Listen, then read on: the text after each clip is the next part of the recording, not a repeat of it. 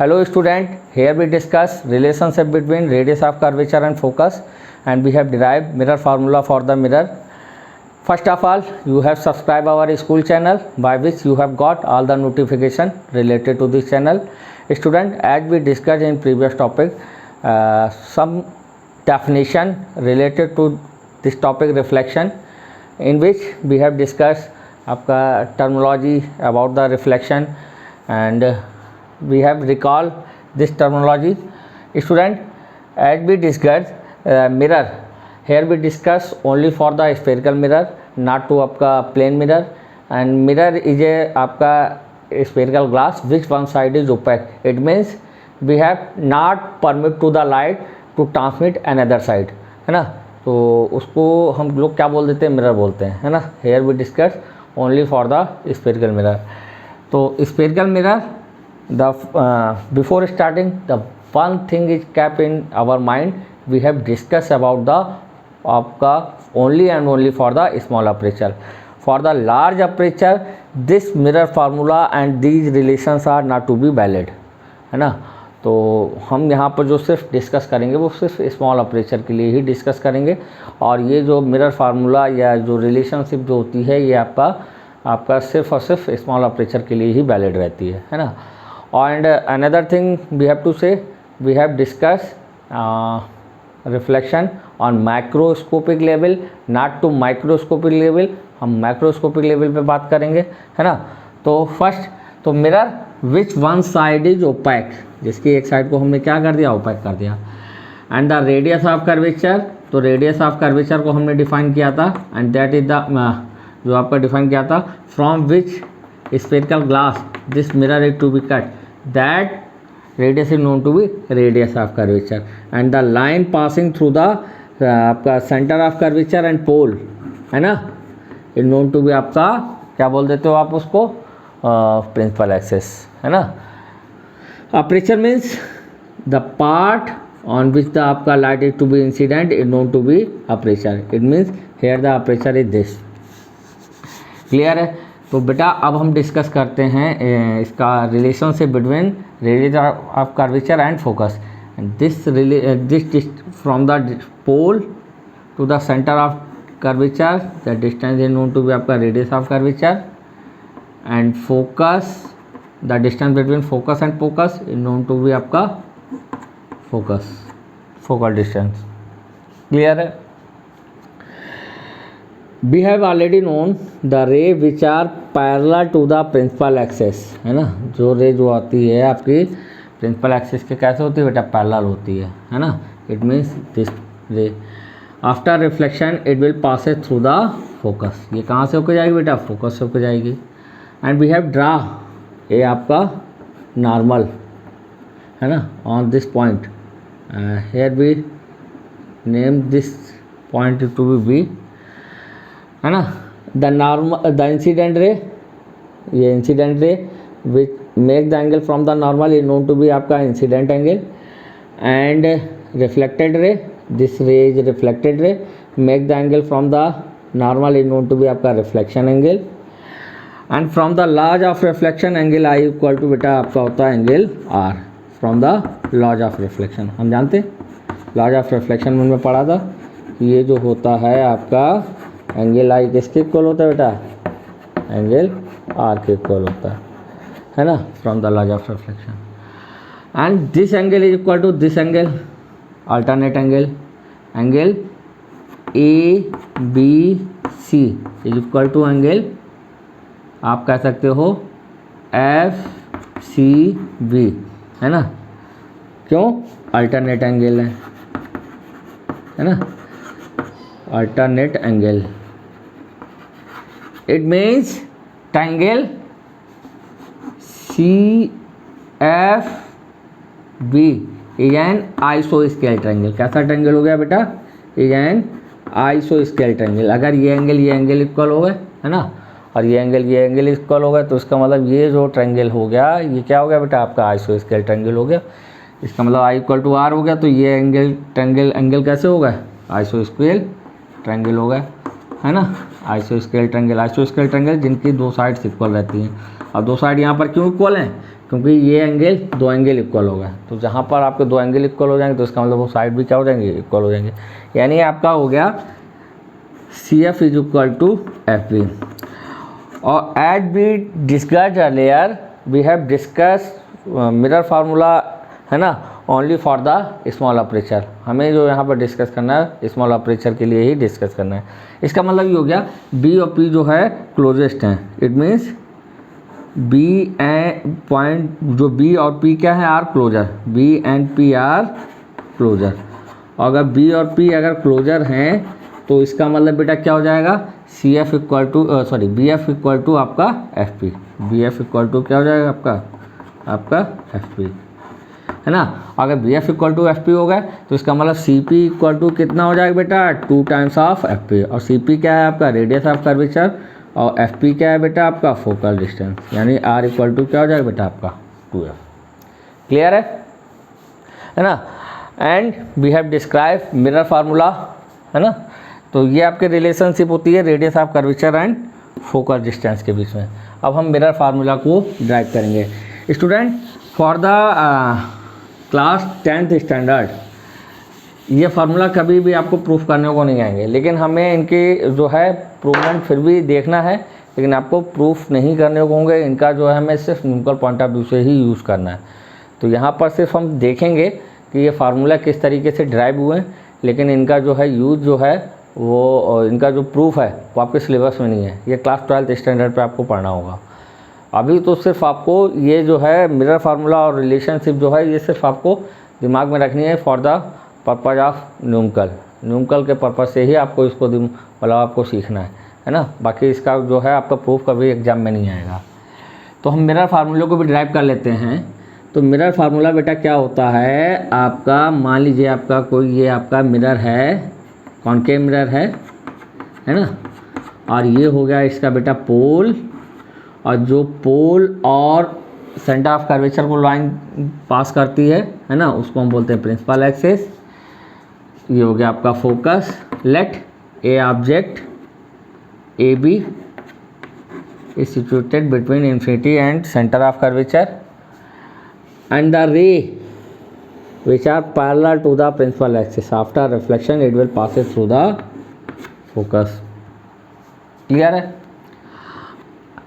And we have draw the आपका image for the concave mirror, and we have already discussed if the image is formed beyond the mirror then it is called real image.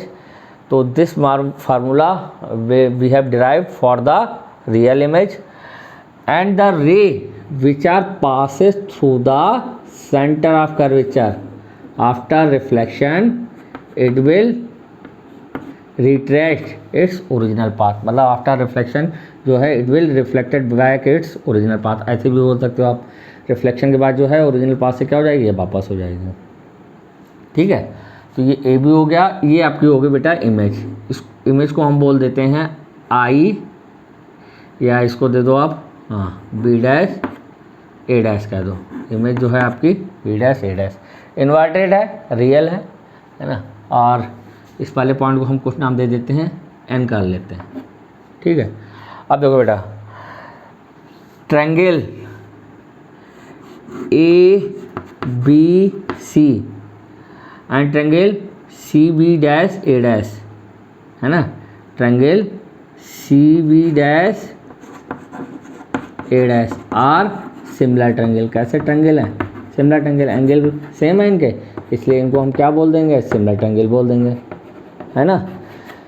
ये angle equal है, ये angle equal है, ये angle equal है, तो इसका मतलब ये क्या हो गया आपका सिमिलर ट्रायंगल हो गया। और जब ये सिमिलर ट्रायंगल है तो सिमिलर ट्रायंगल की प्रॉपर्टी हमने पढ़ी है, क्योंकि सेम साइड का रेशियो क्या रहता है, सेम रहता है। इट मीन्स AB अपॉन या A dash B dash upon AB equal to बेटा क्या हो जाएगा, CB डैश अपॉन, है ना, CB। ऐसे कह सकते हो, है ना, CB dash upon CB। Clear है ना। एक तो ये प्रॉपर्टी हो गई। और हम कह सकते हैं अगर हम यहाँ से इसके ऊपर एक परपेंडिकुलर डाल कर देते हैं, और ये आपके स्मॉल अपर्चर के लिए यानी M और P आपके बहुत पास होंगे, है ना, तो हम पी एफ को एफ एम के इक्वल लिख सकते हैं, हम आगे इसको बोल देंगे। तो ट्रायंगल एफ एम एन और triangle F M N and triangle A dash B dash F are also similar triangle. कैसे ट्रायंगल हैं बेटा? सिमिलर ट्रायंगल हैं, है ना, सिमिलर ट्रायंगल हैं। तो सिमिलर ट्रायंगल के प्रॉपर्टी फिर हमको यूज़ कर लेनी है कि उनके सेम साइड का रेशियो क्या रहता है बेटा? सेम रहता है। तो इसका मतलब बेटा हो गया आपका M N upon M N upon sorry ऐसे कर लो, A dash B dash upon M N equal to F B dash upon M F. और एम एफ जो है वो हम लिख सकते हैं लगभग पी एफ के। क्यों लिख सकते हैं? क्योंकि ये जो है आपका फॉर द स्मॉल ऑपरेशन, किसके लिए बात कर रहे हैं? For the small operation. Small operation की कंडीशन में एन ऑफ पी क्या हो, सॉरी एन पी और एम क्या होंगे? लगभग पास होंगे फॉर द स्मॉल ऑपरेशन, है ना। तो स्मॉल ऑपरेशन की कंडीशन में ये जो दोनों पॉइंट होंगे वो क्या होंगे? आपके स्मॉल पास होंगे। क्लियर है? तो एम एफ को हम लिख सकते हैं पी एफ। तो बेटा हो जाएगा आपका यहाँ से रिलेशनशिप निकल के आएगी ए डैश बी डैश और एम एन को बेटा क्या लिख सकते हैं आप? A B. एम एन को लिख सकते हैं आप ए बी और ये हो जाएगा बेटा F B dash upon F P. Question number हो गई सेकेंड, है ना। From the equation first and second we have use C B dash upon C B equal to F P dash upon F P. Clear है? And this distance is known to be आपका focus, मतलब F minus F, है ना। और ये जो है आपका आर और ये डिस्टेंस जो है वो बेटा आपका यू, है ना। ऑब्जेक्ट डिस्टेंस को हमने ले लिया यू और इमेज डिस्टेंस हो गई आपकी वी। यहाँ पे लिख देते हैं ऑब्जेक्ट डिस्टेंस। ऑब्जेक्ट डिस्टेंस को हमने डिफाइन किया है u।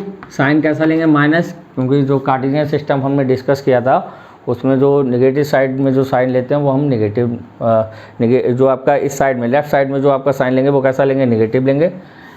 और इमेज डिस्टेंस भी आपका कैसा हो जाएगा? इमेज डिस्टेंस भी आपका माइनस बी। जो आपका रेडियस ऑफ कर्वेचर है, रेडियस ऑफ कर्वेचर, है ना, कर्वेचर उसको आप माइनस आर, और आपका जो radius of curvature minus R हो गया बेटा। फोकल डिस्टेंस, या फोकल डिस्टेंस जो है आपकी माइनस है। तो हम सी वी डैश अगर लिखें तो सी वी डैश को क्या लिख सकते हैं बेटा? P C minus P V dash, है ना। और सी बी को लिख सकते हैं बेटा P B minus P C, और एफ पी डैश को लिख सकते हैं, एफ पी डैश को P V dash minus F P, और ये तो आपका एफ पी है ही है। तो ऑब्जेक्ट डिस्टेंस जो है बेटा वो आपकी है ये पी बी, ऑब्जेक्ट डिस्टेंस मतलब पी बी हो गया आपका, है ना। और जो इमेज डिस्टेंस हो गई वो बेटा आपकी पी बी डैश हो जाएगी, और रेडियस ऑफ कर्वेचर जो हो जाएगा वो आपका हो जाएगा पी सी, है ना। रेडियस ऑफ कर्वेचर जो हो गया बेटा पी सी, और जो फोकल डिस्टेंस है वो आपकी हो गई पी एफ। और विद द साइन हमको यूज़ करना है, तो पी सी इक्वल टू आप क्या लिख लोगे? पी सी इक्वल टू आप लिख लोगे माइनस का आर, और पी वी डैश की जगह पे बेटा क्या लिख सकते हो? पी वी डैश की जगह पे आप लिख सकते हो माइनस का बी यानी प्लस का बी हो जाएगा अपॉन पी बी की जगह पे आप क्या लिख लोगे, माइनस का यू, पी सी की जगह पे क्या लिख लोगे, प्लस का आर हो जाएगा बेटा। ये पी बी डैश की जगह पे आप क्या लिख लोगे, पी बी डैश की जगह पे हो जाएगा माइनस का बी, एफ पी की जगह पे क्या लिख लोगे, प्लस का एफ और अपॉन एफ पी की जगह पे माइनस का एफ। ये हो गया, ठीक है। तो अब इतनी वैल्यू हो गई। आर की जगह पे हमें रिलेशनशिप पहले डिफाइन कर चुके हैं, आर इक्वल टू बेटा क्या होता है 2f, तो आर की जगह पे हम 2f डाल देंगे, है ना। तो ये हो जाएगा minus 2f plus B upon minus U plus 2f upon minus B plus F upon minus F. Cross multiply कर लो तो हो जाएगा 2f square minus F B, हो जाएगा माइनस का यू बी, है ना, सॉरी प्लस का यू बी हो जाएगा माइनस का 2fb, हो जाएगा बेटा माइनस का fu और हो जाएगा प्लस का 2f स्क्वायर। तो 2f स्क्वायर कैंसिल हो जाएगा, है ना। fb और ये सब इधर लेके आओगे तो आपका हो जाएगा fu plus fb equal to U B. इसको 1 अपॉन सॉरी fub से हम पूरी इक्वेशन को डिवाइड कर देंगे, divide by fub, divide by fub। जो हम डिवाइड बाई fub कर लेंगे तो ये हमारे सामने रिलेशनशिप निकल के आएगी 1 upon U plus 1 upon B equal to 1 upon F. This formula is called mirror formula for the mirror. Clear है।